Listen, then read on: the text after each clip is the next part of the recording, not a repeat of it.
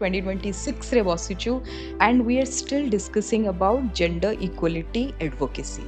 ଆପଣ ହଉଛନ୍ତି right person ଯାହାଙ୍କ ଠାରୁ ଆମେ ଜେଣ୍ଡର ଇକ୍ୱାଲିଟିର ଆକ୍ଚୁଆଲ ମିନିଂଟା ବୁଝିପାରିବା। ଗୋଟେ women କୁ ଯଦି ବସ୍ ରେ ରିଜର୍ଭେସନ ମିଳୁଛି is it the true sense of gender equality? ଫେମିନିଜିମକୁ ଆପଣ କେମିତି ଡିଫାଇନ୍ କରିବେ? ଫେମିନିଜମ କୁ ଯଦି ଆମେ ଦେଖିବା ଏଜ ଏ ସ୍ଲାଙ୍ଗ ଯଦି ୟୁଜ କରାହଉଛି ତ ମୁଁ କହିବି ସାଇକିକ୍ ପ୍ରୋବ୍ଲେମ ଅଛି। ଯଦି ଆମେ ଟିକେ ଗ୍ରାସ ରୁଟ୍ ଲେଭେଲରେ ଦେଖିବା ୱିମେନ୍ ମାନେ ଟିକେ ପପେଟ୍ ଭଳିଆ ୟୁଜ୍ ହେଇଯାଆନ୍ତି। ରିଜର୍ଭେସନ ର ଯୋଉଟା କୁହନ୍ତି ଇଲ୍ ଇଫେକ୍ଟ କହିବା କିମ୍ବା ମିସ୍ ୟୁଟିଲାଇଜେସନ କହିବା ପଞ୍ଚାୟତି ରାଜ ସିଷ୍ଟମ ରେ ଡେଫିନେଟଲି ଦେଖାଯାଉଛି।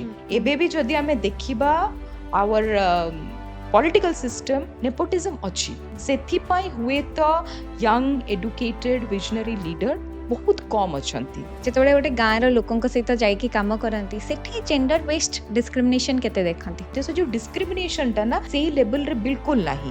ଅପର କ୍ଲାସକୁ ଯେତେବେଳେ ଆସିଯିବା ଯୋଉ କ୍ରିମି ଲେୟରକୁ ଆସିଯିବା ସେଇଠି ହିଁ ଡିସ୍କ୍ରିମିନେସନ ଷ୍ଟାର୍ଟ ହୁଏ। ଏ ପେ ଗ୍ୟାପ୍ ଆଜି ବି ଏକ୍ଜିଷ୍ଟ କରୁଛି। କାହିଁକି ଏକ୍ଜିଷ୍ଟ କରୁଛି? ବହୁତ ଫ୍ୟାକ୍ଟର ଏଠି କାମ କରୁଛି। ଲେଜିସ୍ଲେଟିଭ ବଡିରେ ହେଇଯାଉ କିମ୍ବା ଏକ୍ଜିକ୍ୟୁଟିଭ ବଡିରେ ହେଇଯାଉ ବେଶୀ ୱିମେନ୍ ରିପ୍ରେଜେଣ୍ଟେସନ ନାହାନ୍ତି। ତାହେଲେ ପଲିସି ମେକିଂ ଆମର କେମିତି ୱିମେନ୍ ସେନ୍ସିଟିଭ ଇସ୍ୟୁଜକୁ ନେଇକି ହବ? ଇମ୍ପ୍ଲିମେଣ୍ଟେସନ କେତେ ଭଲସେ ହେଇପାରିବ? Definitely, this is a very good question. I love this. Women ର ଯୋଉ ଇସ୍ୟୁ ରହିଛି ତାକୁ ମେଲ୍ ହୁଏତ ବୁଝିପାରିବେ କିନ୍ତୁ ତାକୁ ଫିଲ୍ କରିପାରିବେନି। They can be sympathetic but can't be empathetic. ଯଦି ଏଜୁକେଟେଡ୍ ୟୁଥ୍ ଆଜିକା ଡେଟ୍ରେ ଏମିତି ତାହେଲେ ଆମେ ଏଜୁକେସନରେ ଜେଣ୍ଡର ସେନ୍ସିଟିଭିଟି ଆଣୁ ହିଁ ନାହାନ୍ତି ବୋଧେ ହୁଏ। ମା ଆଉ ବେହେନରୁ ହିଁ ଗାଡ଼ି ସବୁ ଷ୍ଟାର୍ଟ ହଉଛି, ସବୁ ଯାକ ଗାଡ଼ି। ଗୋଟେ ୱିମେନ୍ ର ରେପ୍ ହେଲା, ଆମେ କ୍ୱେଶ୍ଚନ୍ କରୁନୁ କି ମେନ୍ ରେପ୍ କଲା।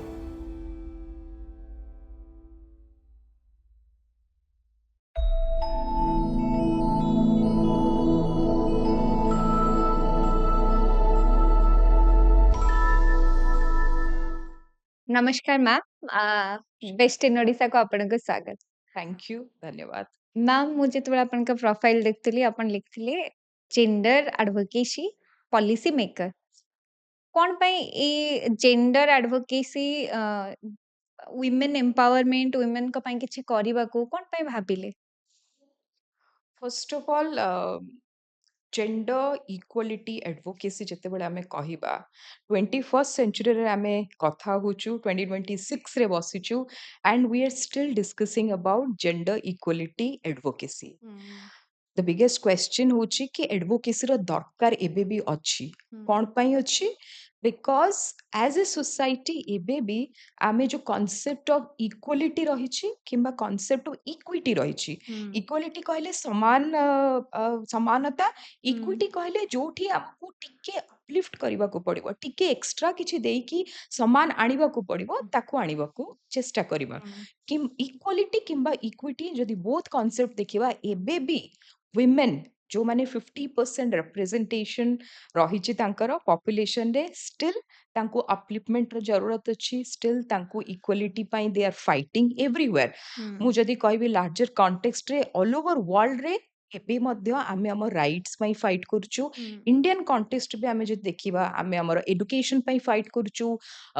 ରାଇଟ୍ ଟୁ ଭୋଟ ପାଇଁ ତ ଡେଫିନେଟଲି ଓଡ଼ିଶା କିମ୍ବା ଇଣ୍ଡିଆରେ ନାହିଁ, କିନ୍ତୁ ବହୁତ ସେମିତି ଜିନିଷ ରହିଛି। ହେଲ୍ଥ ପାଇଁ ଫାଇଟ୍ କରୁଛୁ, ପ୍ରେଗନେନ୍ସି ରାଇଟ୍ ପାଇଁ ଫାଇଟ୍ କରୁଛୁ। ତ ସେଥିପାଇଁ ମୁଁ ଭାବେ ଯଦି ଗ୍ରାସ ରୁଟ୍ରେ ଆମର ଫାଇଟ୍ ରହିଛି ଆଉ ପଲିସି ଅଲୱେଜ ପାର୍ଲାମେଣ୍ଟରେ ହଉଛି, ପଲିସି ମେକିଂର ଗୋଟେ ଗ୍ୟାପ୍ ରହିଯାଉଛି। ତ ସେଥିପାଇଁ ଗ୍ରାସ ରୁଟ୍ର ଭଏସ୍କୁ ପଲିସି ମେକିଂ ଲେଭେଲ ପର୍ଯ୍ୟନ୍ତ ପହଞ୍ଚେଇବା ପାଇଁ we need more and more voices. ଯୋଉଠି ଫିୟରଲେସ୍ ଭଏସ୍ ଥିବ, ଯୋଉମାନେ ଗୋଟେ ଭିଜନ ନେଇ କାମ କରୁଥିବେ, ଆଉ ସେଇ ଭିଜନ ଆଉ ସେଇ ଫିୟରଲେସ୍ ଭଏସ୍ ମୁଁ ଭାବୁଛି ସେ ଯୋଉ ଲାକୁନା ରହିଛି ତାକୁ ଗ୍ୟାପଟାକୁ ଫିଲ୍ କରିବା ପାଇଁ ମତେ ଲାଗିଲା ମୋ ଭିତରେ ସେ ଭଏସ୍ ଅଛି, ସେ କନଭିକ୍ସନ ଅଛି, ଯୋଉଠି ମୁଁ ଗ୍ରାସ ରୁଟ୍ର ପ୍ରୋବ୍ଲେମକୁ ବୁଝିପାରିବି ଆଉ ଆଡଭୋକେସି କରିକି ତାକୁ ଗୋଟେ ପଲିସି ମେକିଂ ଷ୍ଟେଜ ପର୍ଯ୍ୟନ୍ତ ଆଣିପାରିବି। ତ ସେଥିପାଇଁ I have chosen this field to be an advocate for equality and gender justice. Ma'am, ଆପଣ କହିଲେ ଜେଣ୍ଡର ଇକ୍ୱାଲିଟି। ଜେଣ୍ଡର ଇକ୍ୱାଲିଟି କଥା ଯେତେବେଳେ ଆମେ କହୁ, ଯେମିତି ଆପଣ ଦୁଇଟା ଶବ୍ଦ ବ୍ୟବହାର କଲେ, ଗୋଟେ ଇକ୍ୱିଟି, ଗୋଟେ ଇକ୍ୱାଲିଟି। ଯେତେବେଳେ ଇକ୍ୱାଲିଟି କହୁ ବହୁତ ସାରା ଆର୍ଗ୍ୟୁମେଣ୍ଟସ୍ ଆସେ କି ଯଦି ଇକ୍ୱାଲିଟି ତାହେଲେ ଯଦି ଗୋଟେ ମେନ୍ ପଥର ଉଠଉଛି ତମେ କାହିଁକି ପଥର ଉଠଉନ? ଯଦି ମେନ୍ ଏଇଟା କରୁଛନ୍ତି ତମେ କାହିଁକି କରିପାରୁନ? ଆପଣ ହଉଛନ୍ତି ରାଇଟ୍ ପର୍ସନ୍ ଯାହାଙ୍କ ଠାରୁ ଆମେ ଜେଣ୍ଡର ଇକ୍ୱାଲିଟିର ଆକ୍ଚୁଆଲ ମିନିଂଟା ବୁଝିପାରିବା। ମାନେ ମୁଁ ଯେତେବେଳେ ଶୁଣେ ଲୋକ କହନ୍ତି ସମସ୍ତେ ସୋସାଇଟିରେ ହୁଏ କି ଗୋଟେ ୱିମେନ୍ କୁ ଯଦି ବସରେ ରିଜର୍ଭେସନ ମିଳୁଛି, ହୁଁ is it the true sense of gender equality? ହୁଁ ଯଦି ଗୋଟେ ୱିମେନ୍ କୁ ଏଡୁକେସନରେ କୋଉଠି କିମ୍ବା ଏମ୍ପ୍ଲୟମେଣ୍ଟରେ ଯଦି ରିଜର୍ଭେସନ ମିଳୁଛି, ଇଜ ଇଟ୍ ଟ୍ରୁ ଇକ୍ୱାଲିଟି? ହୁଁ ଆଇ ଥିଙ୍କ ଇକ୍ୱାଲିଟିର ରାଇଟ୍ ଜଷ୍ଟିଫିକେସନ ସେଇଟା ହବନି। ହୁଁ କିନ୍ତୁ ତା ଆଗରୁ ଆମକୁ ଆଉ ଗୋଟେ ଜିନିଷ ବୁଝିବାକୁ ପଡିବ ଯେ our society more or less is a patriarchal society, ହୁଁ ପୁରୁଷ ପ୍ରଧାନ ସୋସାଇଟି ଆମର ରହିଛି। ତ ଆମ ସୋସାଇଟିରେ ସବୁବେଳେ ଗୋଟେ ପ୍ରାଧାନ୍ୟ ଦିଆଯାଇଛି ପୁରୁଷକୁ। ହୁଁ ୱେଦର ଫ୍ୟାମିଲି ଯଦି ଆମେ ଏନଭାୟରମେଣ୍ଟରେ କହିବା, ସବୁବେଳେ ଗୋଟେ ଡିସିଜନ ମେକିଂ ପୋଜିସନରେ ଗୋଟେ ପୁରୁଷ ହିଁ ରହିଛି। ହୁଁ ଆଉ ଇମ୍ପ୍ଲିମେଣ୍ଟେସନ ପୋଜିସନରେ ୱିମେନକୁ ଆଣିକି ଛିଡା କରାଇଛି। ସେଥିପାଇଁ ଏବେ ପର୍ଯ୍ୟନ୍ତ ମଧ୍ୟ ଗୋଟେ କଥା ରହିଯାଇଛି କି ୱିମେନ ହିଁ ୱିମେନର ସବୁଠୁ ବଡ ଦୁଶ୍ମନ ଥାନ୍ତି। କଣ ହୁଁ ପାଇଁ? ବିକଜ ଯେତେବେଳେ ଆମେ ଦେଖିବା ଗୋଟେ ଫ୍ୟାମିଲି ଏନଭାୟରମେଣ୍ଟର କଥା କହୁଛି ମୁଁ, ସବୁବେଳେ ଗୋଟେ ଘରେ ବହୁକୁ କଣ କରିବାର ଅଛି ଶାଶୁ ତାକୁ କହେ, ହୁଁ କିନ୍ତୁ କଣ କରିବାର ଅଛି ତାକୁ ଡିସାଇଡ କିଏ କରେ? ତାକୁ ଡିସାଇଡ କରେ ପୁରୁଷ ପ୍ରଧାନ ସମାଜ। ହୁଁ ଆଉ ଯେତେବେଳେ ସମାଜର କଥା କହିବା, ଫ୍ୟାମିଲି ବି ସମାଜରୁ ବାହାରେ ନୁହେଁ। ହୁଁ ତ ସେଥିପାଇଁ ଆମେ ଯଦି ଦେଖିବା ଇକ୍ୱାଲିଟି ଟ୍ରୁ ସେନ୍ସରେ ଏବେ ପର୍ଯ୍ୟନ୍ତ ବି ଆଚିଭ୍ ହେଇପାରିନି। ହୁଁ କହିବେନି ରିଜର୍ଭେସନ ମିଳିଯିବା ହଉଛି ଇକ୍ୱାଲିଟି। ହୁଁ ଇକ୍ୱାଲିଟି ହଉଛି ପାର୍ଟିସିପେସନ ଇନ୍ ଡିସିଜନ ମେକିଂ। ହୁଁ ଡିସିଜନ ମେକିଂ ମାନେ ଯେତେବେଳେ ଆମେ କହିବା ସବୁ କ୍ଷେତ୍ରରେ ଡିସିଜନ ମେକିଂ, ହୁଁ financial decision making to family householder decision making to ତା ଲାଇଫର ଡିସିଜନ ମେକିଂ ଆଜ୍ ୱେଲ୍। ହୁଁ ଗୋଟେ ୱିମେନ୍ ସେ ହାଉସହୋଲ୍ଡ ଆକ୍ଟିଭିଟି କରିବାକୁ ଚାହୁଁଛି, ଫୁଲ ଟାଇମ ହୋମ ମେକର ହେବାକୁ ଚାହୁଁଛି, କିମ୍ବା ଘରୁ ବାହାରେ ଯାଇ ଆଜ ଏ अर्निंग पर्सन ହୁଁ ଆଉ ବାହାରେ ଯାଇ କାମ କରି ଏ ଘରକୁ ଆସିବାକୁ ଚାହୁଁଛି, ସେଇ ହୁଁ ଡିସିଜନ ନେବାର ହକ୍ କେବଳ କେବଳ ସେ ୱିମେନ ର ଅଛି, ସେ ନାରୀର ଅଛି। ହୁଁ ଗୋଟେ ଅ, ନାରୀ ତାର ପ୍ରେଗନେଣ୍ଟ ହେବାକୁ ଚାହୁଁଛି, ଛୁଆ ଜନ୍ମ କରିବାକୁ ଚାହୁଁଛି, କିମ୍ବା ଛୁଆ ଏଡପ୍ଟ କରିବାକୁ ଚାହୁଁଛି, ସେ ରେସ୍ପନ୍ସିବିଲିଟି କିମ୍ବା ସେ decision making only and only ମହିଳା ପାଖରେ ରହିବା କଥା। ହୁଁ କିନ୍ତୁ ଏବେ ପର୍ଯ୍ୟନ୍ତ ଯଦି ଆମେ ଦେଖିବା, ସେ ଡିସିଜନ ମେକିଂ ରେ ସବୁବେଳେ ମହିଳା ଗୋଟେ ମିନିସ୍କ୍ୟୁଲ ତାର ରୋଲ ରହିଛି। ହୁଁ ମେଜର ଡିସିଜନ ମେକିଂ, ଗୋଟେ ଝିଅ କୋଉଠି ପାଠ ପଢିବ, ଗୋଟେ ଝିଅ କୋଉଠି ବାହା ହବ, ଗୋଟେ ଝିଅ ଘରୁ ବାହାରେ ଯାଇ ଜବ କରିବ କି ନାହିଁ, ଗୋଟେ ଝିଅର ଫିନାନ୍ସିଆଲି ଯେତେବେଳେ ସେ अर्न କରୁଛି ସେଭିଂ କୋଉ ହିସାବରେ କରିବ, ମୋଷ୍ଟଲି ସବୁ ଡିସିଜନ ଏବେ ପର୍ଯ୍ୟନ୍ତ ମଧ୍ୟ ତାର କାଉଣ୍ଟର ପାର୍ଟ ଯିଏ ରହିଛି ତା ଫ୍ୟାମିଲିରେ, ଯିଏ ବି ଡମିନେଣ୍ଟ ମେନ୍ ରହିଛି। ହୁଁ ଆଉ ଏଠି ମୁଁ କେବଳ ଯେ ହଜବେଣ୍ଡ କିମ୍ବା ସ୍ପାଉସକୁ ବି ବ୍ଲେମ୍ କରିବେନି, ବହୁତ କ୍ଷେତ୍ରରେ ବାପା ମଧ୍ୟ ଡିସିଜନ ମେକିଂ ପୋଜିସନରେ ଥାନ୍ତି ତା ଲାଇଫରେ, ବହୁତ କ୍ଷେତ୍ରରେ ବଡ ଭାଇ କିମ୍ବା କାକା ଦାଦା ଯିଏ ଅଛନ୍ତି, ଏନି ୱାନ୍, ଏନି ମେଲ୍ ଯେ ତା ଫ୍ୟାମିଲିରେ ଡମିନେଟିଂ ପୋଜିସନରେ ରହିଛନ୍ତି, ଡିସିଜନ ମେକର ଥାନ୍ତି। ହୁଁ ତ ସେଇ କ୍ଷେତ୍ରରେ ଗୋଟେ ୱିମେନ୍ ଇକ୍ୱାଲ ପୋଜିସନକୁ ଇକ୍ୱାଲ ଡିସିଜନ ମେକିଂ ପାୱାର ପାଇପାରେନି। ହୁଁ ତ ଇକ୍ୱାଲିଟିର ମାନେ ମୁଁ ଯେମିତି କହିଲି, ଇକ୍ୱାଲ ଡିସିଜନ ମେକିଂ ଯେତେବେଳେ ଆସିଯିବ, ଆଇ ଥିଙ୍କ ଆମକୁ ଜେଣ୍ଡର ଇକ୍ୱାଲିଟି ପାଇଁ ପାର୍ଟିସିପେଟ ମାନେ ଭଏସ ରେଜ୍ କରିବାକୁ ପଡିବନି। ହୁଁ ଏବେ ବି ମଧ୍ୟ ଆମେ ଯଦି ଦେଖିବା ଗୋଟେ ୱିମେନ୍ କୁ ଯେତେବେଳେ ବିଭିନ୍ନ ପ୍ରକାର ଭାয়োଲେନ୍ସର ଶିକାର ହେବାକୁ ପଡୁଛି, ହୁଁ ଆମେ ଘରେ କହିବା, ବାହାରେ କହିବା, ୱର୍କ ପ୍ଲେସରେ କହିବା, ସେ ଏବେ ବି ଭଏସ ରେଜ୍ କରିବାକୁ ଡରୁଛି। କଣ ହୁଁ ପାଇଁ? ବିକଜ ଗୋଟେ ଫିୟର ରହିଛି, ହୁଁ ଫିୟର ଅଫ ଜଜମେଣ୍ଟ, ମତେ କୋଉ ହିସାବରେ ଜଜମେଣ୍ଟ କରାଯିବ। ସେକେଣ୍ଡ ରହିଛି ୱେଦର ମୋ ଲାଇଫରେ ଯିଏ ଅଛନ୍ତି ସେ ମୋର ଏ ଡିସିଜନକୁ ସପୋର୍ଟ କରିବେ କି ନାହିଁ, ମତେ ଏନକରେଜ କରିବେ କି ନାହିଁ, କି ମୁଁ ବାହାରକୁ ଆସି ସେ ଜିନିଷ କହିବି। ଆଉ ହୁଁ ଥର୍ଡ ହଉଛି सोसाइटी मते एक्सेप्ट करिवो कि नहीं, फियर ହୁଁ ऑफ जजमेंट ରହିଲା, सोसाइटी मते एक्सेप्ट करो व्हाट नेक्स्ट। ହୁଁ आज ମୁଁ ଭଏସ ରେଜ୍ କରିଦେବି, ବଟ୍ ତାପରେ ଏଗେନ୍ ମତେ କ୍ୟାରେକ୍ଟର ଆସାସିନେସନ କରାଯିବନି ତ, ମତେ ହିଁ ନିଜେ ଭିକ୍ଟିମ ବ୍ଲେମିଂ କରାଯିବନି ତ। ତ ସେଇ କ୍ଷେତ୍ରରେ ଆମେ ଇକ୍ୱାଲିଟି ପହଞ୍ଚି ପାରିଛେ କି? ୱେରେଜ ଯଦି ମେଲ ପାଖରେ ଯଦି କୌଣସି ବି ଜିନିଷର ପ୍ରୋବ୍ଲେମ ହଉଛି, ହୁଁ ଆମେ ଦେଖିବା ୱର୍କ ପ୍ଲେସରେ ଯଦି ଗୋଟେ ଦିନ ତାକୁ ଲିଭ୍ ମିଳିପାରୁନି, he will be the first person to raise voice. ଯଦି ଆମେ ପେ ଦେଖିବା, ପେ ପ୍ୟାରିଟି ଦେଖିବା, ୱର୍କ ପ୍ଲେସରେ ଯଦି ଗୋଟେ ମେଲକୁ ଭଲ ପେ ପେ ମାନେ ପେ ସ୍କେଲ ମିଳୁନି କିମ୍ବା ଇକ୍ୱାଲ ପେ ମିଳୁନି, ଇକ୍ୱାଲ ପେ ତ ବହୁତ ଦୂରର କଥା, ମେଲ ଆଉ ୱିମେନ ବହୁତ ରହିଛି ଡିଫରେନ୍ସ। ଯଦି କୌଣସି ଏମିତି ପ୍ରୋବ୍ଲେମ ହଉଛି, male will be the first person. But ଆମ ୱିମେନ କ୍ଷେତ୍ରରେ ଯଦି ଆମେ ଦେଖିବା, ଆମକୁ ଇକ୍ୱାଲ ପେ ନ ମିଳିଲେ ମଧ୍ୟ ଆମେ ଖୁସି ରହୁଛୁ, ଆମକୁ ଅନପେଡ୍ ଲେବର ଯୋଉଟା ଆମେ କରୁଛୁ ସେଥିରେ ବି ଆମେ କେବେ ବି ଭଏସ ରେଜ୍ କରୁନୁ। ତ ସେଥିପାଇଁ ମୁଁ ଭାବୁଛି ଇକ୍ୱାଲିଟିର ଏବେ ବି ଇକ୍ୱାଲିଟି ପାଇଁ ଭଏସ ରେଜ୍ କରିବାର ସମୟ ଅଛି ଏବେ, and I think it's a slow process, ବହୁତ ସମୟ ଲାଗିବ। ହୁଁ ସେଥିପାଇଁ କେବଳ ୱିମେନ୍ ନୁହଁ ମେନ୍ ମାନେ ବି ଆୱେର୍ ହେବା ଦରକାର। ଆଉ ମେନ୍ ମାନଙ୍କର ମତେ ଲାଗୁଛି ବେଶୀ ଟିକେ ରେସ୍ପନ୍ସିବିଲିଟି। ଆବସୋଲ୍ୟୁଟଲି। ଯଦି ଆମେ ଦେଖିବା ଗୋଟେ ଟ୍ରେନ୍ ଚାଲିବା ପାଇଁ ଯେମିତି 2 ଟା ପହିଆ ମାନେ 2 ଟା ପଟରି ଦରକାର ହୁଏ। ଗୋଟେ ଟ୍ରେନ୍ ଚାଲିପାରିବ 2 ଟା ପଟରି ସେତେବେଳେ ଗୋଟେ ହିସାବରେ ଥିବେ। ହୁଁ, ଟିକେ ଟେଢ଼ାମେଢ଼ା ହେଲେ ଟ୍ରେନ୍ ଡିରେଲିଂ ର ଚାନ୍ସେସ୍ ଥାଏ। ହୁଁ, ସେମିତି ଯଦି ଗୋଟେ ସୋସାଇଟିକୁ ଭଲ ହିସାବରେ ଆମକୁ ଆଗକୁ ନେବାର ଅଛି, ଗୋଟେ ଗ୍ରୋଥ୍ ପର୍ସପେକ୍ଟିଭରେ ନେବାର ଅଛି, ତ ମୁଁ ଭାବେ 2 ଜଣ 2 ଟା counter part mail and female ହୁଁ, 2 ଜଣଙ୍କ ରେସ୍ପନ୍ସିବିଲିଟି ରହିଛି। ଆଉ ଯେତେବେଳେ ଗୋଟେ ଟିକେ ୱିକ୍ ଅଛି, ଗୋଟେକୁ ଟିକେ ସପୋର୍ଟର ଦରକାର ଅଛି, ମୁଁ ଭାବେ ମେଲ୍‌ର ରେସ୍ପନ୍ସିବିଲିଟି ଆହୁରି ବଢି ଯାଉଛି। ହୁଁ, ସେଥିପାଇଁ ମୁଁ ଗୋଟେ ଫନି ଜିନିଷ ସବୁବେଳେ କହେ, ମତେ ବହୁତ ଥର କ୍ୱେଶ୍ଚନ୍ କରାହେଇଛି କି um, how you can be so fearless? ହୁଁ, ଏତେ ଫିୟରଲେସ୍ ଭଏସ୍, ଏତେ ରେବେଲ୍ ଭଏସ୍ ଡେଫିନିଟଲି ହୁଁ, ମତେ ସବୁବେଳେ ମାନେ ଗୋଟେ ଟର୍ମ ୟୁଜ୍ କରାହେଇଛି, "ୟୁ ଆର୍ ଭେରି ରେବେଲ୍, ହୁଁ, ଭେରି ଫେମିନିଷ୍ଟ।" ତ ମୁଁ ଗୋଟେ ଜିନିଷ କହେ, ଗୋଟେ ଫେମିନିଷ୍ଟ ଝିଅକୁ ରେଜ୍ କରିବାକୁ ହେଲେ ଗୋଟେ ଷ୍ଟ୍ରଙ୍ଗ ୱିମେନ୍ ଦରକାର, ହୁଁ, ଆଉ ଗୋଟେ ଫେମିନିଷ୍ଟ ଫାଦର ଦରକାର। ହୁଁ, until unless you have a feminist father in your house, you can't raise a feminist women or a ହୁଁ, fearless rebel women. तो I am very blessed in that way कि मो माँ जी बहुत स्ट्रॉन्ग माने voice अछंती, हम फादर जी सबु बेले जेंडर इक्वालिटी को सपोर्ट करिसंती, फेमिनिज्म को सपोर्ट करिसंती, इक्वालिटी को सपोर्ट करिसंती। ହୁଁ, इक्वालिटी सबु क्षेत्र रे माने वेदर घरे डिसीजन मेकिंग रे इक्वालिटी, किचन रे रिस्पांसिबिलिटी शेयरिंग रे इक्वालिटी, फाइनेंशियल इंडिपेंडेंसी रो इक्वालिटी सबु को सपोर्ट करिसंती। सेति पय हुए तो आज मु ଏଇଠି ବସିପାରୁଛି ଆଉ ଲୋକଙ୍କ ପାଇଁ କିମ୍ବା ମାର୍ଜିନାଲାଇଜ୍ଡ ର ଭଏସ୍ ହେଇପାରୁଛି। ହୁଁ। ନିଶ୍ଚିତ ମ୍ୟାମ୍ ଆପଣ ଯୋଉ କଥା କହିଲେ କି ଜଣେ ଫେମିନିଷ୍ଟ ମେନ୍ ରହିବା ନିହାତି ଦରକାର ଗୋଟେ ପ୍ରୋଗ୍ରେସିଭ୍ ସୋସାଇଟି ପାଇଁ। ମ୍ୟାମ୍ ଫେମିନିଜମ୍ ୱାର୍ଡ ବହୁତ କଣ୍ଟ୍ରୋଭର୍ସିଆଲ।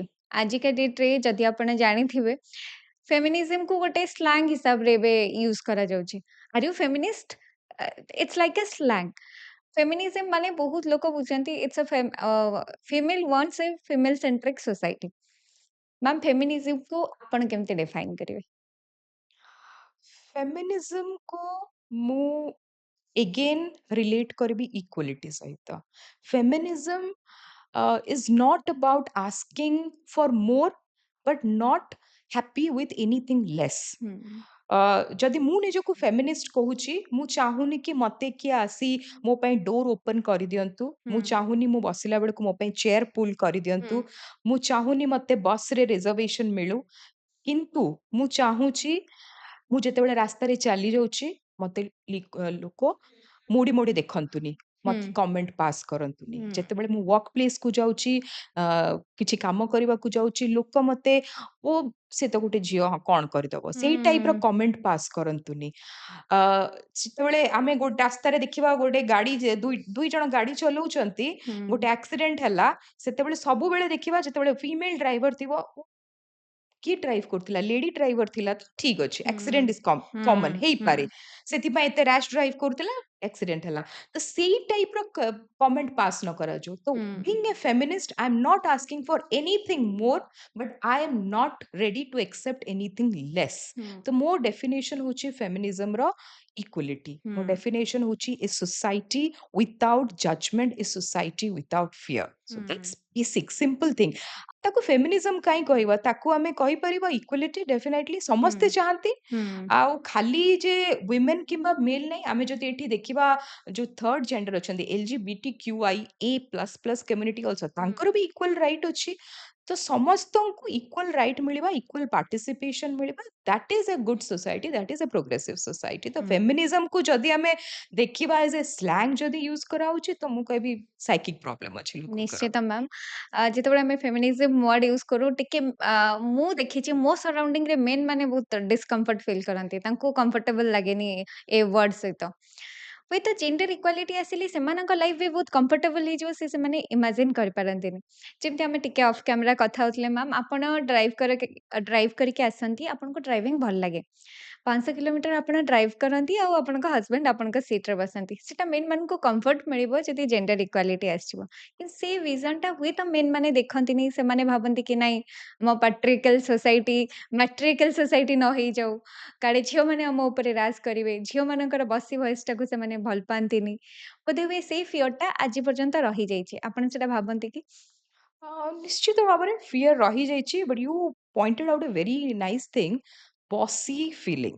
ହୁଁ, ଆ ଯେତେବେଳେ ଗୋଟେ ୱିମେନ୍ ଭଏସ୍ ରେଜ୍ କରେ କିମ୍ବା ଗୋଟେ ୱିମେନ୍ ଲିଡରସିପ୍ ଦେଖେଇବାକୁ ଚେଷ୍ଟା କରେ, ଉପରକୁ ଉଠେ, ହୁଁ, ତାକୁ ଜେନେରାଲି ଗୋଟେ ଟର୍ମ ୟୁଜ୍ କରାଯାଏ ବସି। ହୁଁ, କେବେ ଆମେ ସେଇ ୱାର୍ଡଟା ଗୋଟେ ମେଲ୍ ପାଇଁ ଶୁଣିଛୁ? ହୁଁ, ନା। ମେଲ୍ ଯେତେବେଳେ ଆଗକୁ ବଢିବ, ଯେତେବେଳେ କିଛି ଭଲ କରିବ କୁହାଯିବ, "ଓ ହି ଗଟ୍ ଲିଡରସିପ୍ ସ୍କିଲ୍ସ।" ହୁଁ, but women C is bossy. ହୁଁ, ତା ଅଣ୍ଡରରେ କାମ କରିବା ବହୁତ ଡିଫିକଲ୍ଟ। ମୁଁ ହୁଁ, କର୍ପୋରେଟରେ କାମ କରି ଆସିଛି ଆରାଉଣ୍ଡ 12 ପ୍ଲସ୍ ଇୟର୍ସ।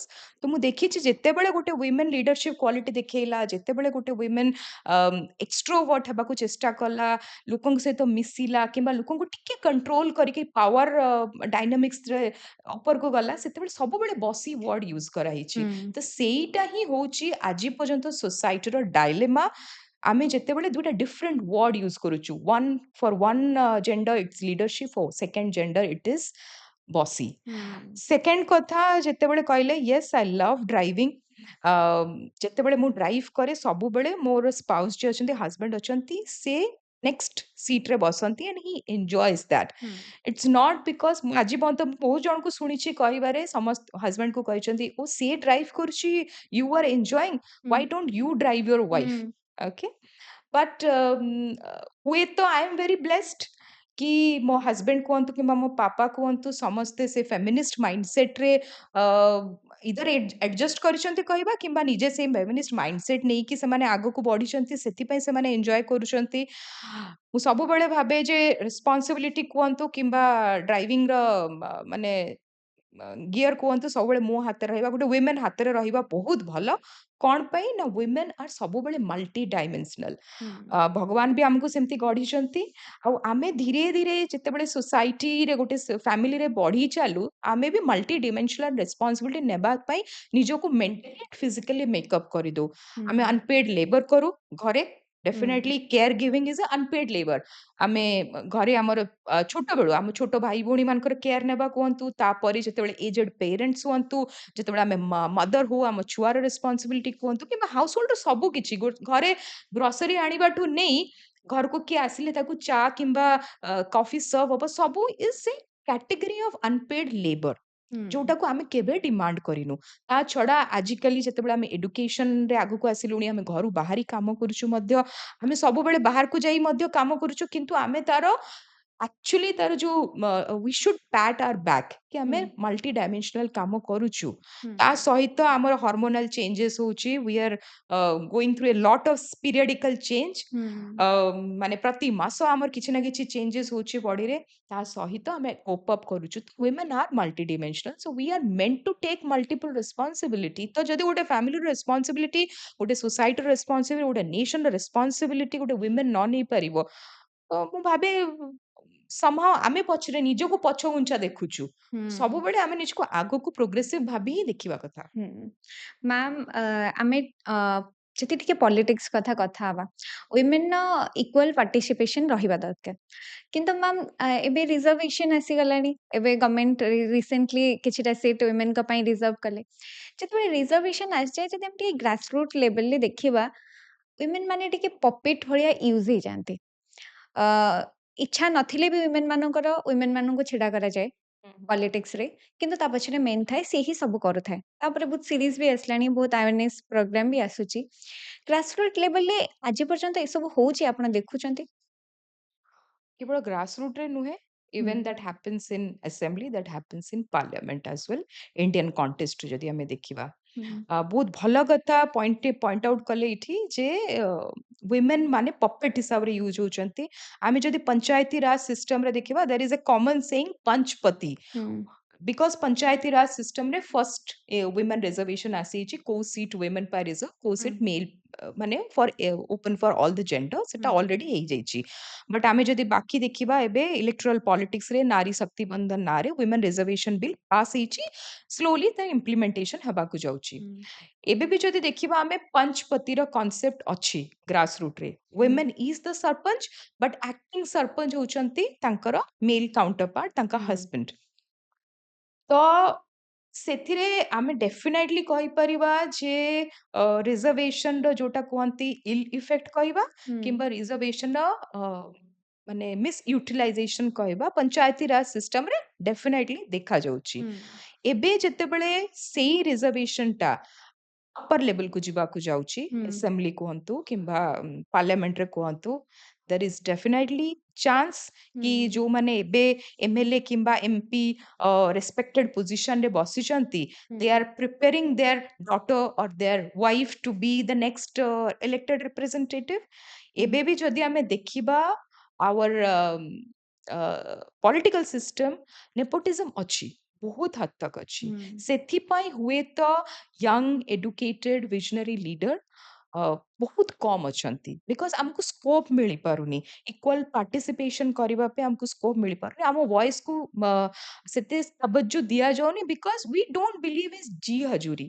ହୁଁ पॉलिटिक्स रे सबुबेले गोटे कथा रही आसी, जी जेते जी हजूरी कहबो, जी जेते ग्रुपिज्म करिकी आगो को बढ़िबो, तार रास्ता सेते आगो को बढ़ी चले। ହୁଁ हुएत यंग लोक जो माने अछंती, जो माने एडुकेटेड लोक अछंती, जो माने गोटे फियरलेस वॉइस ही के आछंती, जो माने ग्रासरूट रे काम करी आछंती, से माने ग्रासरूट रियलिटी को जानि छंती, तो से माने जी हजूरी करबा पे रेडी नाहंती, से ହୁଁ माने वॉइस को आगो को नेबा पे रेडी अछंती, से माने जो प्रॉब्लम अछि, जो प्रॉज एंड कॉन्स अछि, ता पे वॉइस रेज करबा को अछंती। तो सेथि पई यंग लीडर एबे पंत बहुत कम अछंती। ହୁଁ एंड जेतेबेले वुमेन रिजर्वेशन आसी जिवो, definitely there is a fear कि अगेन जो पंचपति अच्छी एटी मे बी एमएलए पति और एमपी पति कॉन्सेप्ट ହୁଁ रही पारे, but hope for the best that more and more people, जेमती आमे सबु जिनिस को एबे पंत पीपल एबे मध्य लोक चाहुचंती डॉक्टर हेबा पे, एबे मध्य लोक चाहुचंती लॉयर हेबा पे, एबे मध्य ହୁଁ इंजीनियर हेबा को चाहुचंती, एज ए प्रोफेशन ताको ग्रहण करूचंती। मु ହୁଁ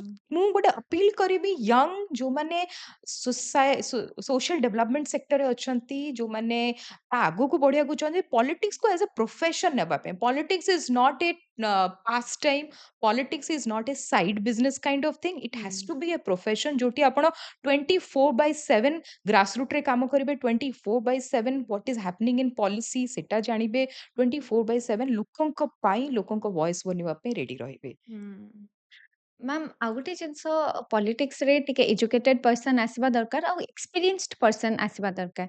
जदि नेपोटिज्म कथा कहबा जे घरे रही भल स्कूल रे पाठ पढ़ी तापर कार बसिके घरे आसछंती, हुई तो से ग्रासरूट लेवल रे कौन होची से माने जानी नथिबे, पॉलिसी मेकिंग रे से केमती हेल्प करिवे से जिनसटा भी हमको टिके पॉइंट आउट करवा दरकार। गोटे एलिजिबिलिटी क्राइटेरिया मु भाबुची टिके जदि ऐड ही जांता बहुत भलो हुआंता। एब्सोल्युटली मु भाबे पॉलिटिक्स रे किछिटा एलिजिबिलिटी क्राइटेरिया रहिबा कथा, जतेबेले आमे देखिबा बहुत जोटा आमे ग्रेड 4 जदि एम्प्लॉयमेंट भी देखिबा, सेठी मध्ये गोटे एलिजिबिलिटी क्राइटेरिया रहुची। हुँ, आमे इठी 140 crore people are representative, each Lok Sabha seat, each Rajya Sabha seat, each assembly seat रू गोटे गोटे representative पठा होची। ତା ପାଇଁ କିଛି ଏଲିଜିବିଲିଟି କ୍ରାଇଟେରିଆ ନାହିଁ। हुँ, ନା ଏଡୁକେସନାଲ ଏଲିଜିବିଲିଟି କ୍ରାଇଟେରିଆ ଅଛି, ନା ସୋସିଆଲ ସେକ୍ଟରରେ କାମ କରିବା ଏଲିଜିବିଲିଟି କ୍ରାଇଟେରିଆ ଅଛି। ଏମିତି ମଧ୍ୟ କେସ୍ ଅଛି ଯୋଉଠି ମାନେ ନେପୋଟିଜମ ଏତେ ହାଇ ଲେଭେଲରେ ଅଛି ଯେ ଜଣକୁ ତାଙ୍କ ଫାଦର କିମ୍ବା ମଦରକୁ ଟିକେଟ ନ ମିଳିଲା, हुँ, and overnight the son and daughter becomes the representative, ତାଙ୍କୁ हुँ, ଟିକେଟ ମିଳିଯାଇଛି। ତ ଡେଫିନେଟଲି ବହୁତ ଲାକୁନା ଅଛି, and that is the only point।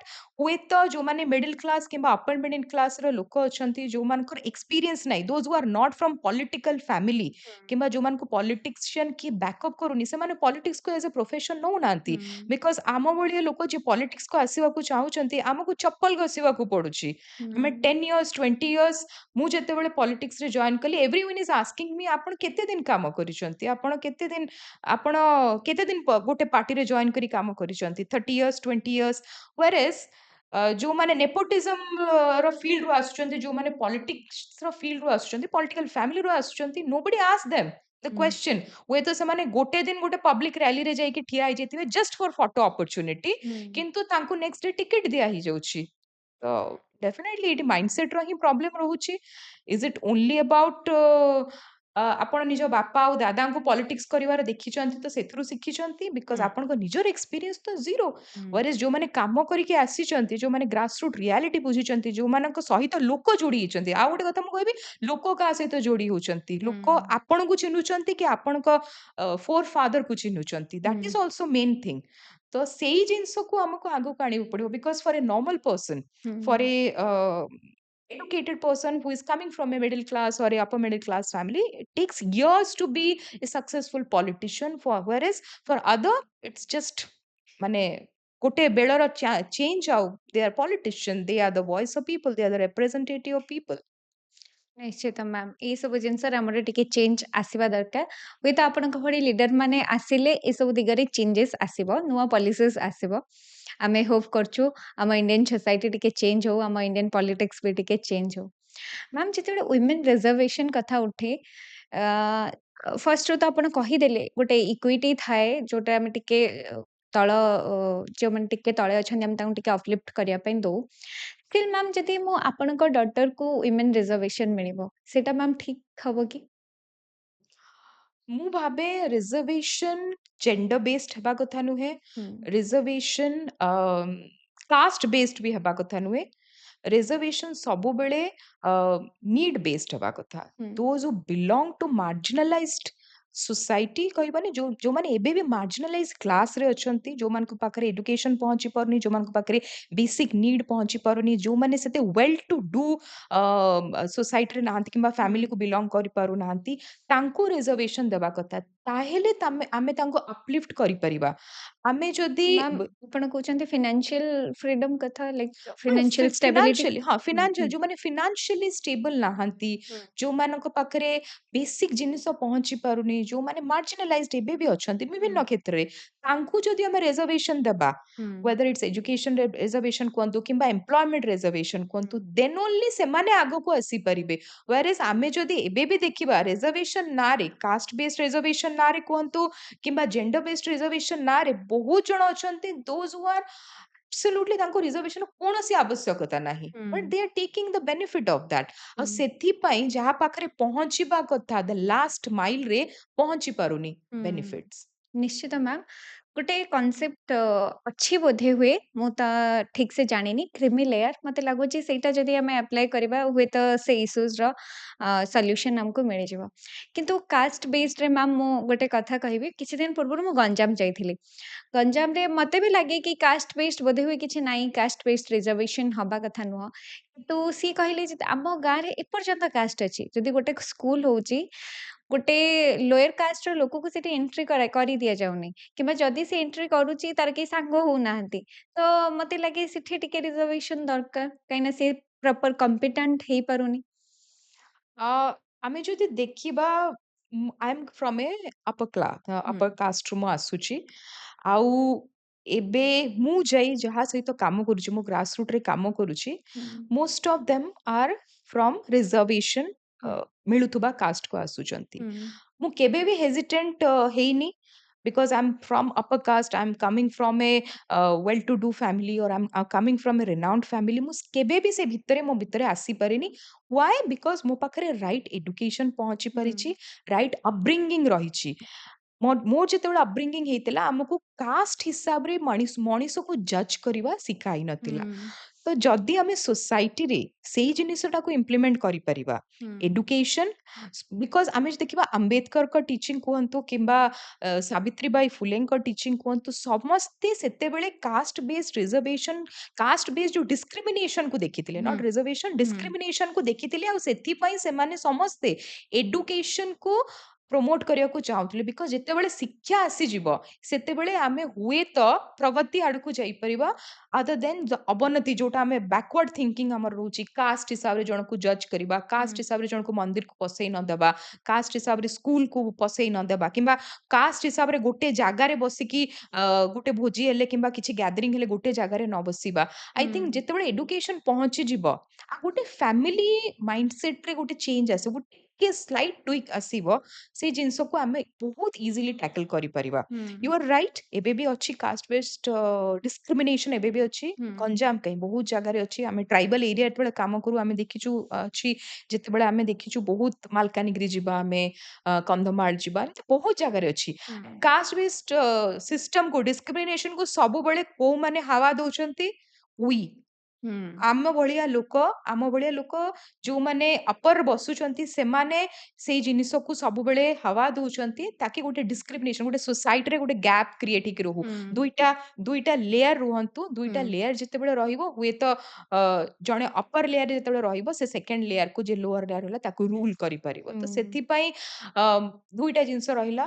ଗୋଟେ ସୋସାଇଟାଲ ମାଇଣ୍ଡସେଟରେ ଚେଞ୍ଜ ଆଣିବାକୁ ପଡିବ। ଗୋଟେ ଏଡୁକେସନ ପ୍ରପର ଏଡୁକେସନ ପହଞ୍ଚେଇବାକୁ ପଡିବ। ପ୍ରପର ଏଜୁକେସନ ଯେତେବେଳେ ମୁଁ କହୁଛି କେବଳ ସ୍କୁଲ ଖୋଲିଦେବା ଇଜ ନଟ୍ ଏଜୁକେସନ ହୁଁ, ବିକଜ ଆମେ ଯଦି କହିବା ଏବେ ଆମ ପାଖରେ ବହୁତ ଡେଟା ଅଛି। ହୁଁ, ଏତିକି ସ୍କୁଲ ଓପନ ହେଲା, ଏତିକି ଗାଁରେ ଓପନ ହେଲା, ଏତିକି ସ୍କୁଲରେ ଛୁଆ ଏନରୋଲ ହେଲେ। ହୁଁ, ବଟ୍ ସେ ଛୁଆ ଡେଲି ଆସୁଛନ୍ତି କି ସ୍କୁଲ? ହୁଁ, ତାଙ୍କୁ ପଢେଇବା ପାଇଁ ପ୍ରପର ଟିଚର ଅଛନ୍ତି କି ନାହିଁ?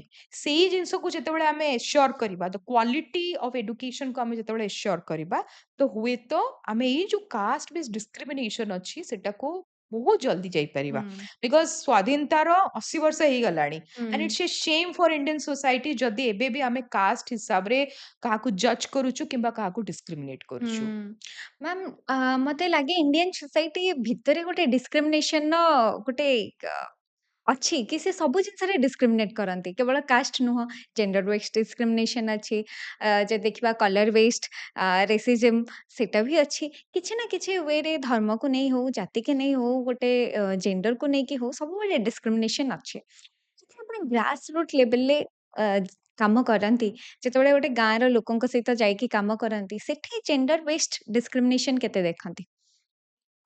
ଯେତେବେଳେ ମୁଁ ସ୍ପେସିଫିକାଲି ମୁଁ ଏଠି ଟ୍ରାଇବାଲ ଏରିଆ କଥା ହୁଁ, କହିବି। ଓକେ, ଯେତେବେଳେ ଆମେ ଟ୍ରାଇବାଲ ଏରିଆରେ କାମ କରିଛୁ ମୁଁ ଦେଖିଛି ଦେ ସୋସାଇଟି ସୋ ହୁଁ, ବ୍ୟୁଟିଫୁଲ।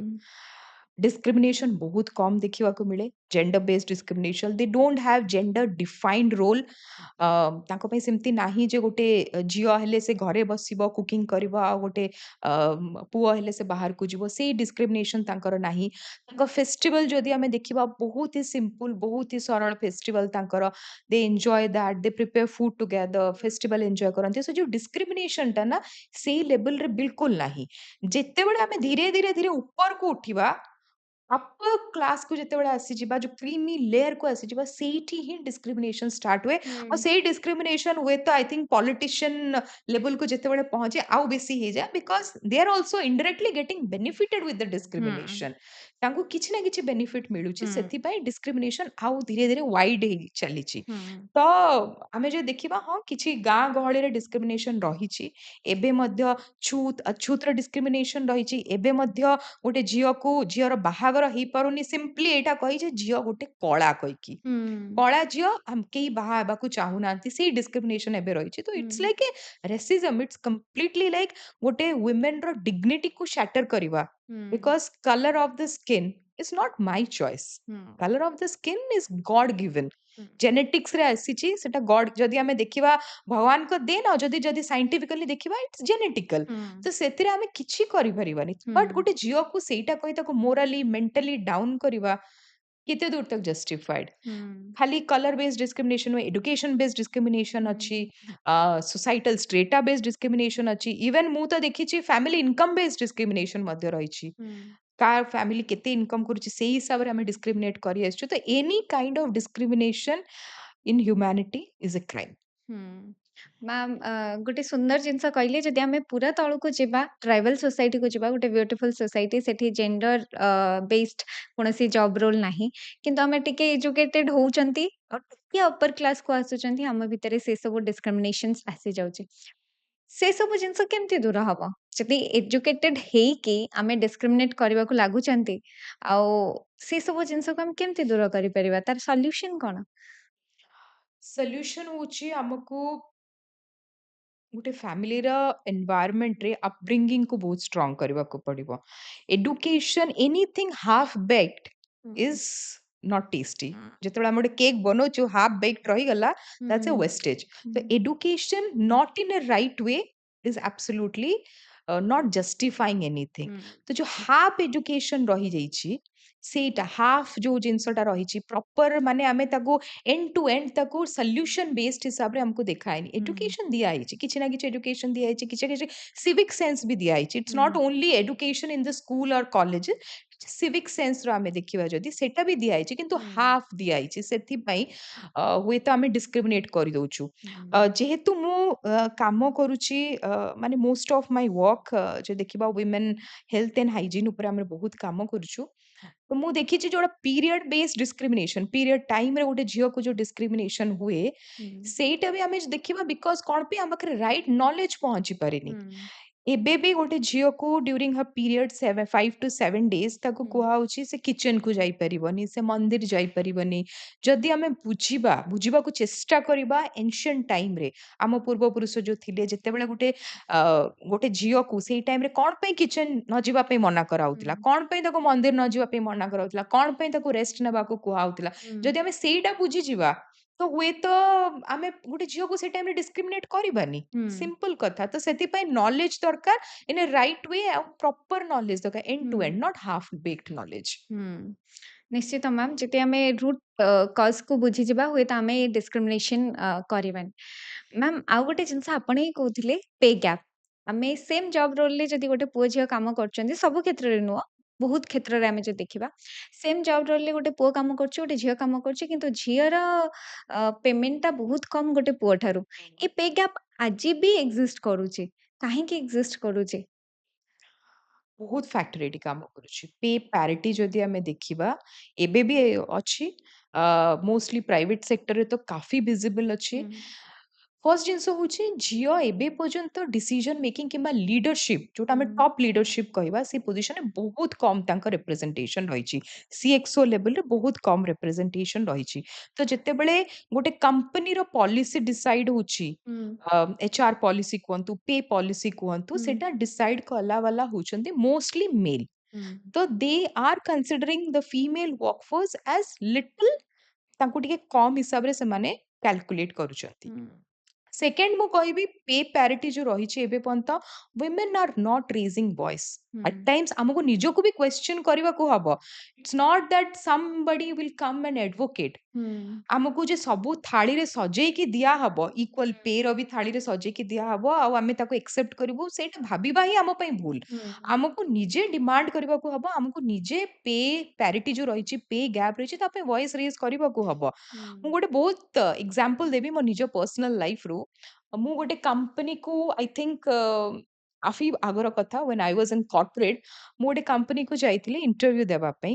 ଆଣ୍ଡ ଯେତେବେଳେ while in the negotiating phase, ହୁଁ, ସେମାନେ ମତେ କ୍ୱେଶ୍ଚନ କରିଥିଲେ when you are planning to get married ହୁଁ, and when you are planning to have your baby. ହୁଁ, Then ମୋ ମାଇଣ୍ଡରେ ଗୋଟେ ଷ୍ଟ୍ରାଇକ୍ କଲା। then I questioned them back କି will you be asking the same question to a male candidate? ହୁଁ, ସେ କେବେ ବାହା ହେବାକୁ ଯାଉଛି? ସେ କେବେ ତାର ଫର୍ଷ୍ଟ ବେବି ପ୍ଲାନ୍ କରୁଛି? ବିକଜ ଯେତେବେଳେ ଜଣେ ବାହା ହୁଏ, ଗୋଟେ ମେଲ୍ ଆଉ ଫିମେଲ୍ ସମସ୍ତଙ୍କ ଲାଇଫରେ ପ୍ରାୟୋରିଟି ଟିକେ ଚେଞ୍ଜ ହୁଏ। ହୁଁ, When male and female they planning to start a family, have their baby, ସମସ୍ତଙ୍କ ରେସ୍ପନ୍ସିବିଲିଟି ଚେଞ୍ଜ ହୁଏ। ତ ହ୍ୱାଇ ଗୋଟେ ୱିମେନ୍ କୁ ସବୁବେଳେ ସେଠି ଗୋଟେ ଟାର୍ଗେଟ କରାହେଇକି ତାକୁ ଗୋଟେ ପଛକୁ ଦିଆହଉଛି? ବିକଜ ହୁଁ, ଦେଖିବା ଯଦି ୱିମେନ୍ କୁ ଦିଆହବ ସବୁବେଳେ ଜବ୍, ଏଚଆର୍ ଜବ୍ और समथिंग जोठी बहुत light थिବ, so that she can manage ଘର ହୁଁ, ମ୍ୟାନେଜ କରିକି ବାକି ସବୁ ମ୍ୟାନେଜ କରିପାରିବ। ୱେରେ ଯୋଉଟା ହାର୍ଡ ହିଟିଂ ଜବ୍ ରହିଛି, ସେଲ୍ସ ଜବ୍ କୁହନ୍ତୁ, ବିଜନେସ ଡେଭଲପମେଣ୍ଟ ଜବ୍ କୁହନ୍ତୁ, ଟ୍ରାଭେଲିଂ ଜବ୍ କୁହନ୍ତୁ, ସବୁବେଳେ ଗୋଟେ ଫିମେଲ କୁ କୁହାହବ oh you have a baby, you ହୁଁ, ହାଭ୍ ଏ ଫ୍ୟାମିଲି, ୟୁ ହୁଁ, ହାଭ୍ ଏଜିଂ ପ୍ୟାରେଣ୍ଟସ, ଆପଣ କରିପାରିବେନି। ହୁଁ, ସିମ୍ପଲି ସେଇ ଜିନିଷ କହିକି ତାକୁ ଫର୍ଷ୍ଟ ତ ଲିଡରସିପ ରୁ ତାକୁ ପଛକୁ ରଖାହଉଛି। ହୁଁ, ସେକେଣ୍ଡ ହଉଛି ତାକୁ ପେ ରୁ ବି ପଛକୁ ରଖାହଉଛି। ହୁଁ, ତ ମୁଁ ଭାବେ ଗୋଟେ ଝିଅକୁ ନିଜେ ହୁଁ, ଯେତେବେଳେ ୱାର୍କଫୋର୍ସ ଯେ ବାହାରକୁ ବାହାରୁଛି, କର୍ପୋରେଟରେ କାମ କରୁଛି, ଗଭର୍ଣ୍ଣମେଣ୍ଟ ସେକ୍ଟରରେ କାମ କରୁଛି, କିମ୍ବା କୌଣସି ସେକ୍ଟରରେ କାମ କରୁଛି, ଫ୍ରିଲାନ୍ସିଂ ବି କରୁଛି, ହୁଁ, ତାକୁ ନିଜେ କ୍ୱେଶ୍ଚନ କରିବାକୁ ପଡିବ ହ୍ୱାଇ ମତେ କଣ ପାଇଁ ଇକ୍ୱାଲ ପେ ଦିଆଯାଉନି? am I contributing less ହୁଁ, only because I am a women ମତେ କମ ଦିଆହଉଛି? ଯେତେବେଳେ ହୁଁ, ପର୍ଯ୍ୟନ୍ତ ଭଏସ ରେଜ କରାହବନି, because women has to fight, ହୁଁ, a women has to fight, we collectively women have to fight। ହୁଁ, ଆମେ ସବୁ ପାଇଁ ଫାଇଟ୍ କରି ଆସିଛୁ। ୱିଥାଉଟ୍ ଫାଇଟିଂ ଆମ ଲାଇଫର ଏଣ୍ଡ ନାହିଁ। ହୁଁ, ତ ଆମକୁ ପେ ପାଇଁ ବି ଫାଇଟ୍ କରିବାକୁ ପଡିବ। ହୁଁ, ତ ଏଇଠି ଓନ୍ଲି ଯେ କମ୍ପାନୀ ଆମକୁ ସଜେଇକି ଦବ, ଗଭର୍ଣ୍ଣମେଣ୍ଟ ଆମକୁ ସଜେଇକି ଦବ, एम्प्लॉई एम्प्लॉयर हमको सजेई दब हमको भाविया कथा नहीं we have to ask demand जदि टेबल अन्य साइड रे जे बसची से शुणवा को रेडी नहीं then we have to turn the table and we have to be very vocal about that. ନିଶ୍ଚିତ ମ୍ୟାମ୍।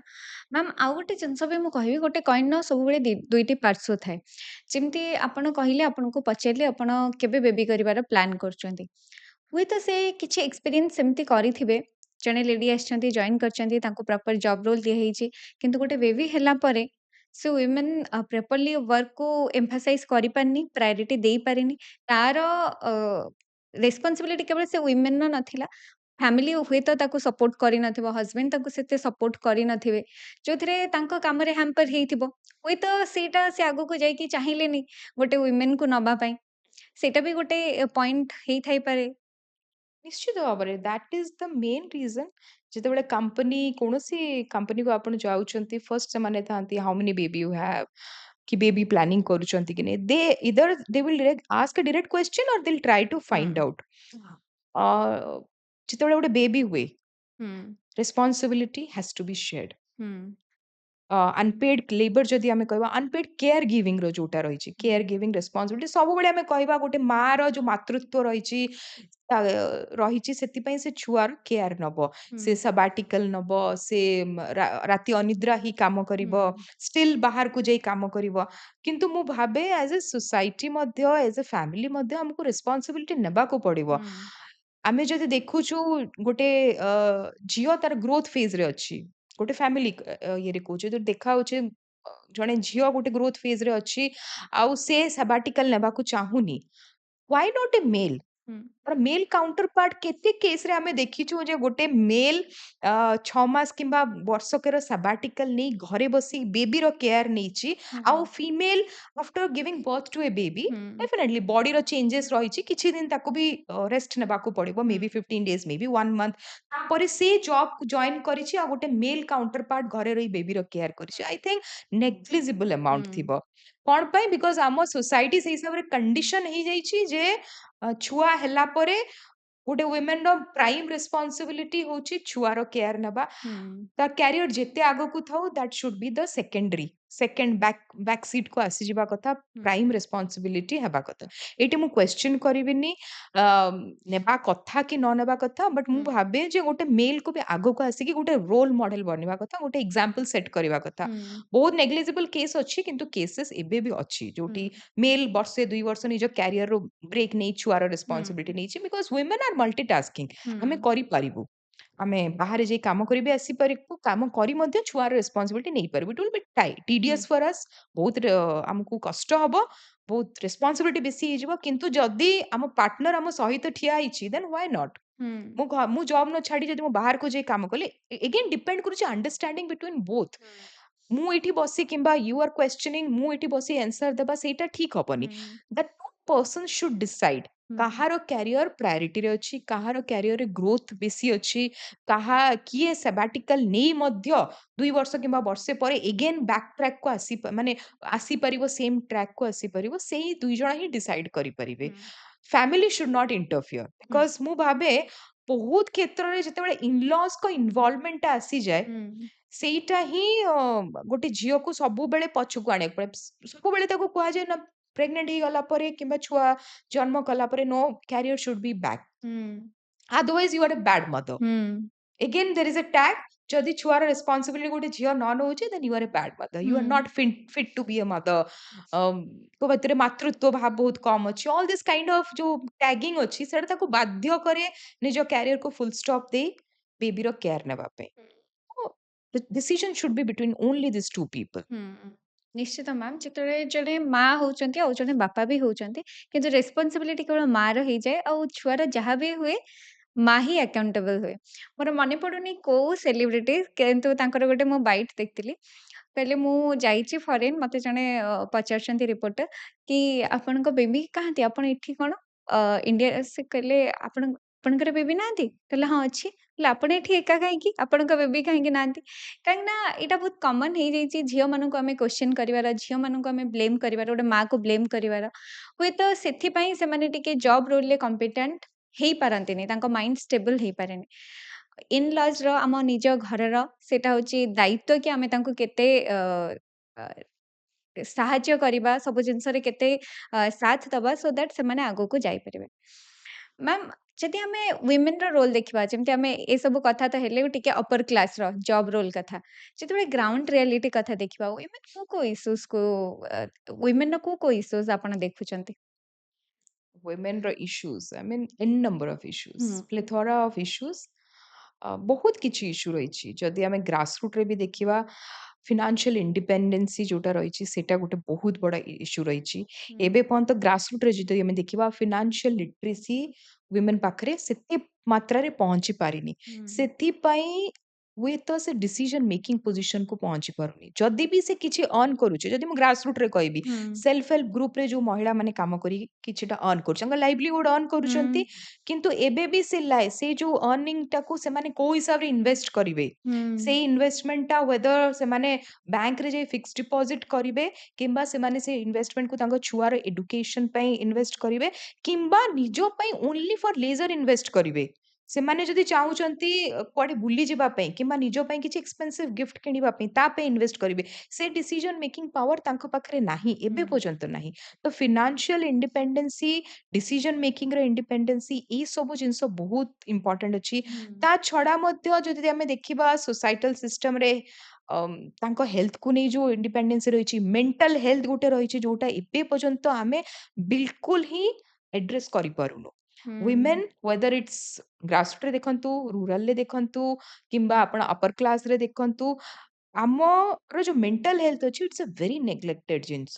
ହୁଁ, ଆମେ ସବୁବେଳେ ଭାବୁ ଯେ ଆମେ ବାଉଣ୍ଡ ବାय ରେସ୍ପନ୍ସିବିଲିଟି। ହୁଁ, वी आर नॉट मशीन। ହୁଁ, एंड ऑफ द डे आम माइंड फंक्शन करुच्ची, ता सहित आम बॉडी रे चेंजेस आसुची। तो मते भी किछि टाइम रेस्ट दरकार, ହୁଁ, मते भी हक अच्छी लेजर र, मते भी हक अच्छी निज पाई किछि टाइम र। निज पाई टाइम चाहे मु किछि भी करि पारे, मु ହୁଁ, टीवी देखी किंबा किछि भलो म्यूजिक सुनी, जे लेखुची किछि लेखा लिखि रे, जे पढु बही पढिया को चाहूची बही पढिबारे, किए ड्राइंग करी, किछि नहले मु मेडिटेट भी जदी करी कि घंटाटे बसिबाकू चाहूची, से टाइम टा मोर, नोबडी ହୁଁ, should question me and that should be part of my life. ହୁଁ, तो सेई जिनिस गुड़ाक मेंटल हेल्थ इश्यू गोटे बहुत बड़ नेग्लेक्टेड ହୁଁ, इश्यू। आमे जदि देखिबा मेनोपॉज जेतेबेले हेइ जाउची, मोस्ट ऑफ द पॉपुलेशन आमे देखिबा 40-45 परे पेरीमेनोपॉज, 40 पाखापाखि रे पेरीमेनोपॉज आसी जाउची ହୁଁ, because of all many issues. 45 ରୁ 50 भितरे मेनोपॉज आसुची।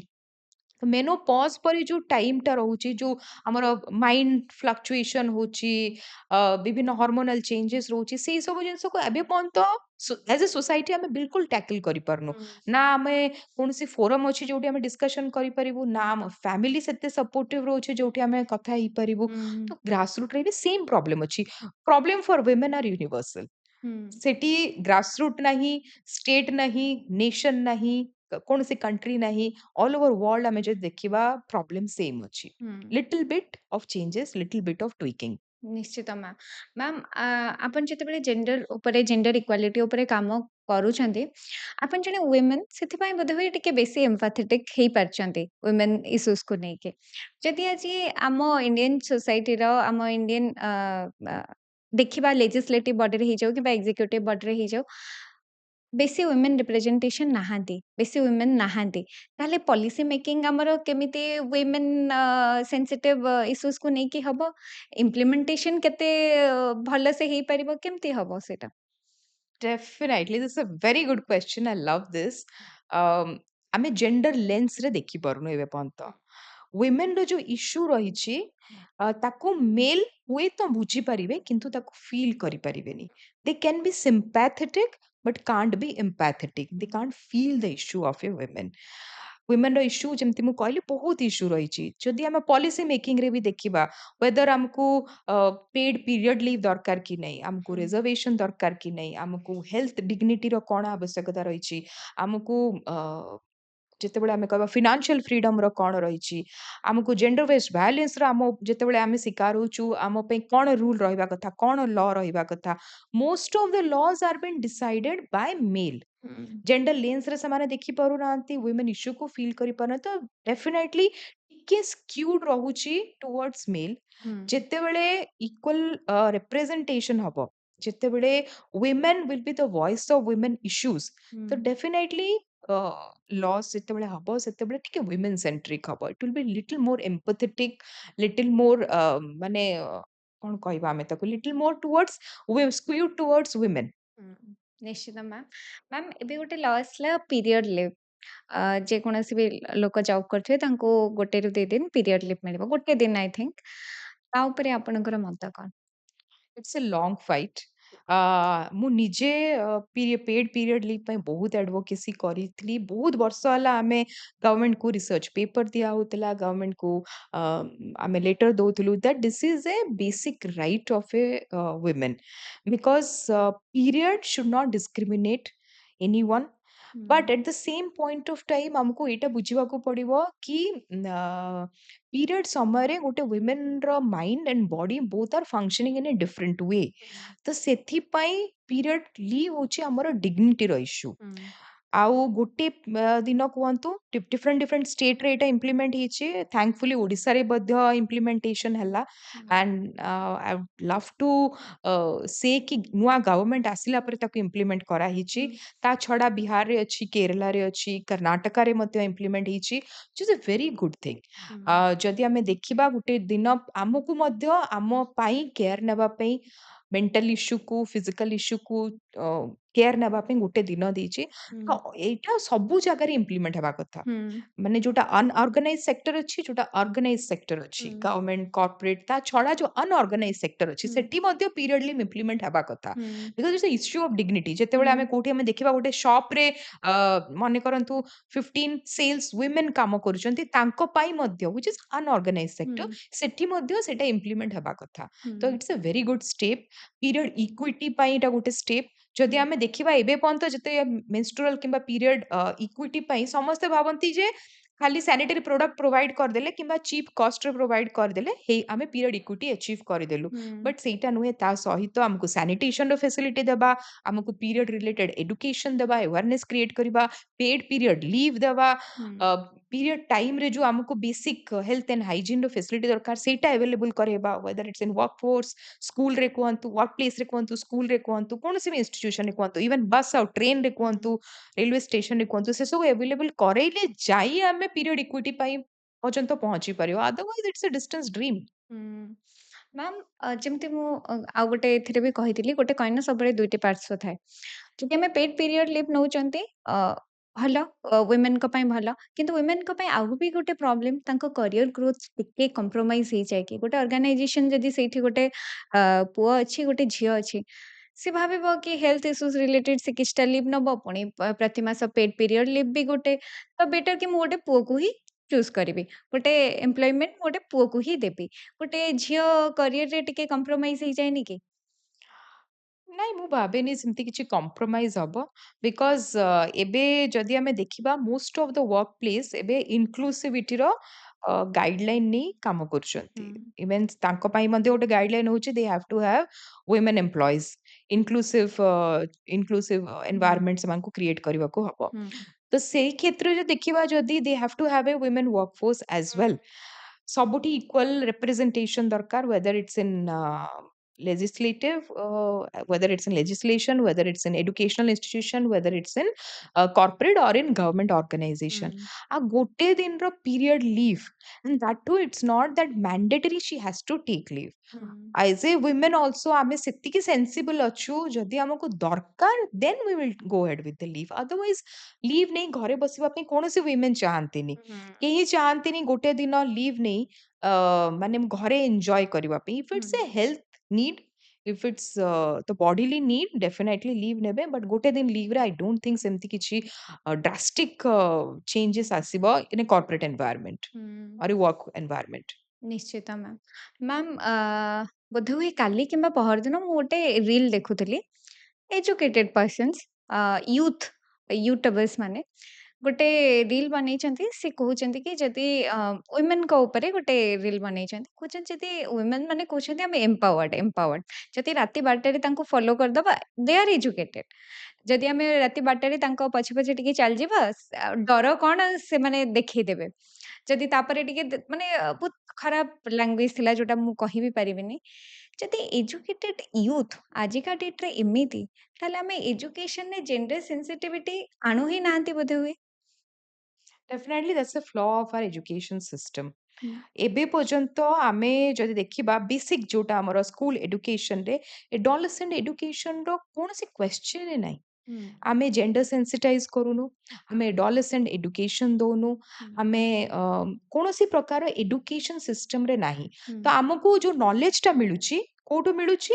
ଥ୍ରୁ ଅଲ୍ ଦିସ୍ ରିଲ୍ସ, ହୁଁ, through all these YouTube videos and reels ରୁ ଆମକୁ ମିଳୁଛି, ହୁଁ, which is also a half baked thing। ହୁଁ, ତ ପ୍ରପର ନଲେଜ ଆମକୁ ମିଳିପାରୁନି। ଯଦି ଆମ ଏଡୁକେସନ ସିଷ୍ଟମରେ ସେମିତି କିଛି ଥାନ୍ତା ଯୋଉଟା ଯେମିତି ଆମକୁ math, science, physics, history, geography ଏସବୁ ପଢାଉଛି, ଯଦି ସେମିତି କିଛି ଜେଣ୍ଡର ଏଡୁକେସନ ଥାନ୍ତା, ଏଡୋଲେସେଣ୍ଟ ଏଡୁକେସନ ଥାନ୍ତା, ଯୋଉଠି ଆମେ ଛୋଟ ବେଳୁ ଆମେ ପଢିଥାନ୍ତୁ କି mail body is different, female body is different, ହୁଁ, ମେଲ୍ ବ୍ୟାଡ୍ ଟଚ୍ କଣ, ଗୁଡ୍ ଟଚ୍ କଣ, ହୁଁ, ମେଲ୍‌ର ମେଲ୍‌ର ହର୍ମୋନ୍ କଣ, ହର୍ମୋନାଲ ଚେଞ୍ଜେସ୍ କଣ, ୱିମେନ୍‌ର ହର୍ମୋନାଲ ହୁଁ, ଚେଞ୍ଜେସ୍ କଣ, ସ୍ଲାଙ୍ଗ୍ସର ୟୁଜ୍ କୋଉ ମାନେ ୱିମେନ୍‌କୁ କୋଉ ଜିନିଷ ସ୍ଲାଙ୍ଗ୍ସ ଲାଗେ, what R the bad words for women. ହୁଁ, ଯଦି ଆମକୁ ସେଟା ଏଡୁକେସନ ସିଷ୍ଟମରେ ଗୋଟେ ଫର୍ମାଲ ଏନଭାୟରନମେଣ୍ଟରେ ପଢା ହେଇଥାନ୍ତା, ହୁଏତ ଆମେ ତାକୁ ପ୍ରପର ୱେରେ ଏକ୍ସେପ୍ଟ କରିଥାନ୍ତୁ। ହୁଁ, ତାକୁ ଆମକୁ ଗୋଟେ ଫର୍ମାଲ ଏନଭାୟରନମେଣ୍ଟରେ ପଢା ହେଇନି।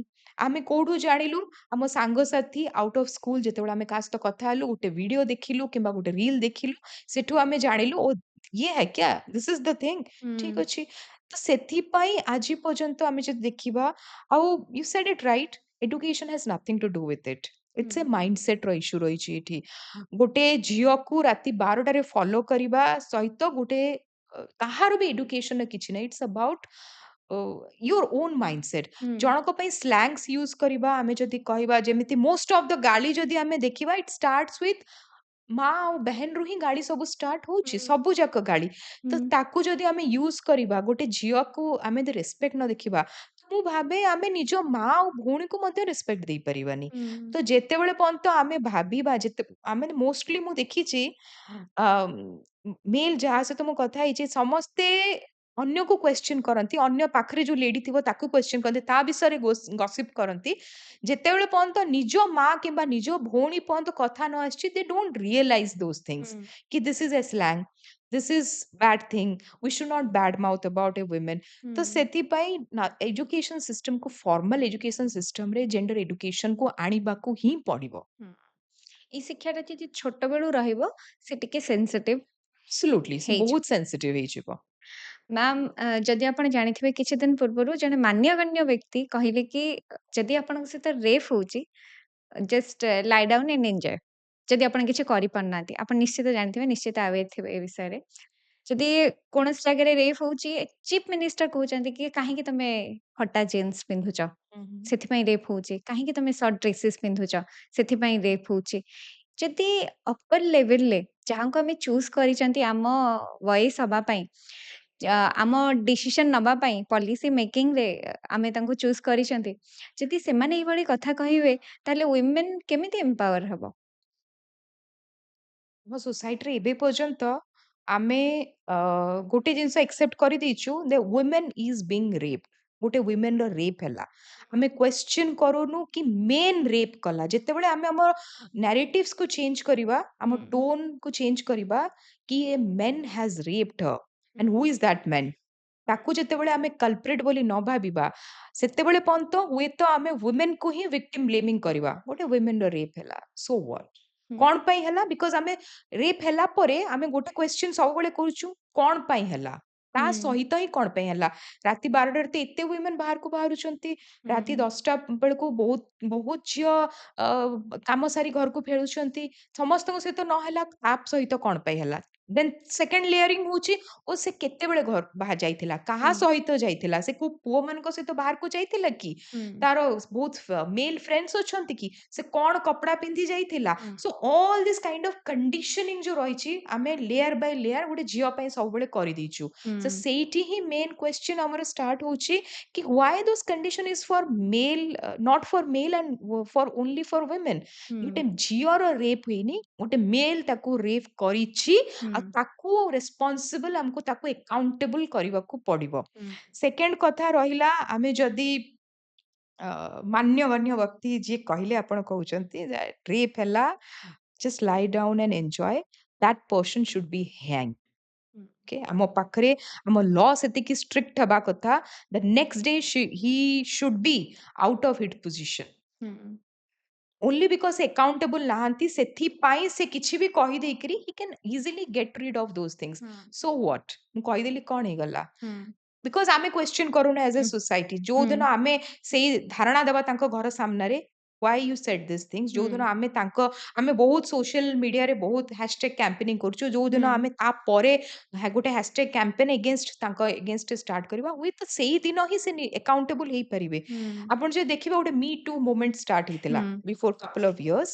ମି too movement what is successful movement because ସେଇଠି ବହୁତ ଝିଅ ନିଜେ ବାହାରିକି ଆସିଲେ ଗୋଟେ ଯେତେବେଳେ ଗୋଟେ ଗୋଟେ ଚିଙ୍ଗାରି ହିଁ ଦରକାର ହୁଏ ଆଗକୁ ବଢେଇବା ପାଇଁ ସେ ଗୋଟେ ଚିଙ୍ଗାରିର କାମ କାହାକୁ ନା କାହାକୁ କରିବାକୁ ପଡିବ। ମି ଟୁ ମୁଭମେଣ୍ଟରେ ଖାଲି ଯେ ଇଣ୍ଡିଆ ନୁହେଁ ବାହାରୁ ଯୋଡି ହେଇଥିଲେ ସବୁ ଜାଗାରେ ଯୋଡି ହେଇଥିଲା ବହୁତ ସେମିତି ଯୋଉମାନେ ବି ମି ଟୁ ର ଶିକାର ହେଇଥିଲେ ଆଉ ଯୋଉମାନେ ବି ସେଠି ଶିକାରୀ ଥିଲେ ଆମେ କହିବା ଯୋଉମାନେ ମି ଟୁ ହିସାବ ଯୋଉମାନେ ଏନ୍ଜୟ କରୁଥିଲେ ଅଲ୍ ଦ ପ୍ରିଭିଲେଜ ଏନ୍ଜୟ କରୁଥିଲେ ସେମାନେ ମିଡିଆ ହାଉସେସ ର ଭଲ ପୋଜିସନରେ ଥିଲେ ସେମାନେ ପଲିଟିସିଆନ ମାନେ ପଲିଟିକ୍ସ ର ଭଲ ପୋଜିସନରେ ଥିଲେ ସେମାନେ ପାୱାର ନାରେଟିଭ୍ସ କୁ ନିଜେ କଣ୍ଟ୍ରୋଲ କରୁଥିଲେ ପାୱାର ଡାଇନାମିକ୍ସ ରେ ଥିଲେ ବଟ୍ ଗୋଟେ ଚିଙ୍ଗାରି ସେମିତି ଗୋଟେ ହ୍ୟାଶଟ୍ୟାଗ ମୁଭମେଣ୍ଟ ଷ୍ଟାର୍ଟ ହେଲା ସେମିତି ବହୁତ ଝିଅ ଆଗକୁ ଆସିଲେ ନିଜର ଷ୍ଟୋରି କହିଲେ ଆଉ ସେମିତି ବହୁତ କେସେସ୍ ବାହାରକୁ ବାହାରିଲା। ତ ମୁଁ ଭାବୁଛି ୱିମେନ୍ ଆମେ ଯେତେବେଳେ କହୁଛୁ ଆମ ସମସ୍ତଙ୍କୁ ଗୋଟେ ସଂଗଠିତ ହିସାବରେ ହିଁ ଗୋଟେ ମୁଭମେଣ୍ଟ ଷ୍ଟାର୍ଟ କରିବାକୁ ପଡିବ। we will not accept anything which is questioning our dignity और जोटा ଆମକୁ ଜଜ୍ କରୁଛି କିମ୍ବା ଆମ ଡିଗ୍ନିଟି ଉପରେ ଆଞ୍ଚ ଆଣୁଛି। ନିଶ୍ଚିତ ମ୍ୟାମ୍।